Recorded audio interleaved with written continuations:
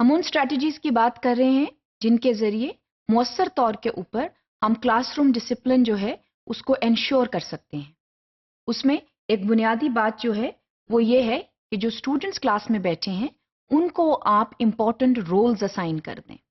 آپ کو کلاس میں بیٹھے ہوئے جو طالب علم ہیں ان کی اکیڈیمک اچیومنٹس، ان کے بیہیویئرل پیٹرنز سب کے بارے میں آگاہی ہونی چاہیے، اور اس کی بنیاد پر آپ ان کے اوپر ذمہ داریاں جو ہیں وہ لاگو کر سکتے ہیں اور ان کو ڈفرینٹ رولز اسائن کر سکتے ہیں تاکہ بہتر طریقے سے کلاس روم مینجمنٹ جو ہے اس کو اچیو کیا جائے.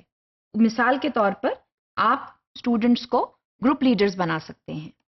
وہ اسٹوڈنٹس جو برائٹ ہیں یا وہ اسٹوڈنٹس جو بہت ہائپر ہیں ان اسٹوڈنٹس کو بھی آپ گروپ لیڈرز بنا سکتے ہیں.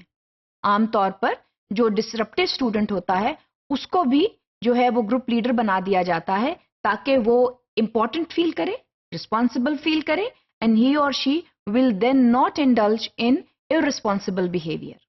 So this is one thing that you can do in the classroom by making such students group leaders.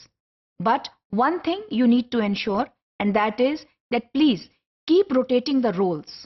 ایک ہی اسٹوڈنٹ کو ہر دفعہ گروپ لیڈر نہیں ہونا چاہیے. اس میں اسٹوڈنٹس جو ہیں اگین دے فیل ایلینیٹڈ. ان کا یہ خیال ہوتا ہے کہ ٹیچر جو ہے شاید فیوریٹزم کر رہی ہے، اور اس وجہ سے ایک ہی اسٹوڈنٹ بار بار گروپ لیڈر بن رہا ہے. اسی طرح اسٹوڈنٹس جو ہیں وہ مانیٹرز بن سکتے ہیں. مانیٹرز بن کے وہ جو تعلیمی مسائل ہیں یا کوئی اور کلاس روم بیسڈ ایشوز ہیں ان کو بھی حل کر سکتے ہیں. لیکن یہ تمام رولز اسائن کرنے سے پہلے یہ بہت ضروری ہے کہ آپ ان بچوں کے ساتھ، ان طالب علموں کے ساتھ بیٹھ کر یہ ڈیزائن کریں، ایسا فریم ورک ڈیزائن کریں جس میں یہ جو ہیں وہ اہم طریقے کے ساتھ یہ اپنے جو رولز ہیں ان کو نبھا سکتے ہیں. That is very very important. اس کے علاوہ جو برائٹ اسٹوڈنٹس ہیں وہ آپ کے لیے ٹیچنگ اسسٹنٹس کا کام بھی کر سکتے ہیں، کیونکہ اگر ان کو بات سمجھ میں آ گئی ہے اور انہوں نے اپنا کام پہلے کر لیا ہے تو پھر وہ جو لیس ایبل اسٹوڈنٹس ہیں ان کے ساتھ بیٹھ کر ان کو ان کی مدد کر سکتے ہیں اور کام ختم کرنے میں ان کی ہیلپ کر سکتے ہیں. یہ بہت ضروری ہے.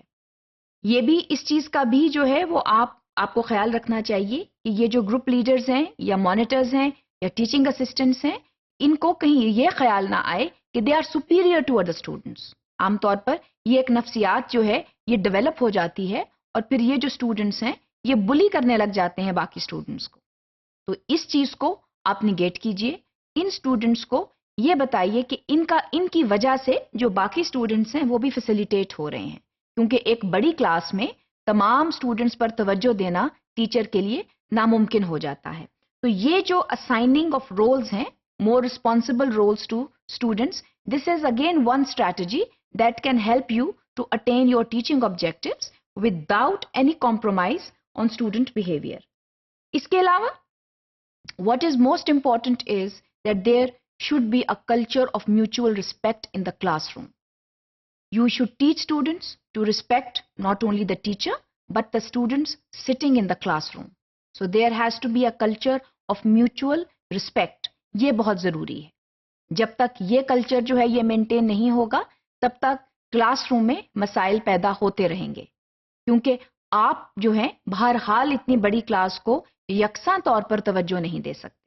تو اس کے لیے بہت ضروری ہے کہ in the beginning of the school year you should through your hidden curriculum convey the message to the students that respect is something that you need to give when students are sitting individually or working as a group. That is very very important. کیونکہ اگر یہ نہیں ہوگا تو class room میں جو ہے وہ غیر ارادی یا ارادی طور پر مسائل جو ہیں ان کا سامنا آپ کو کرنا پڑے گا.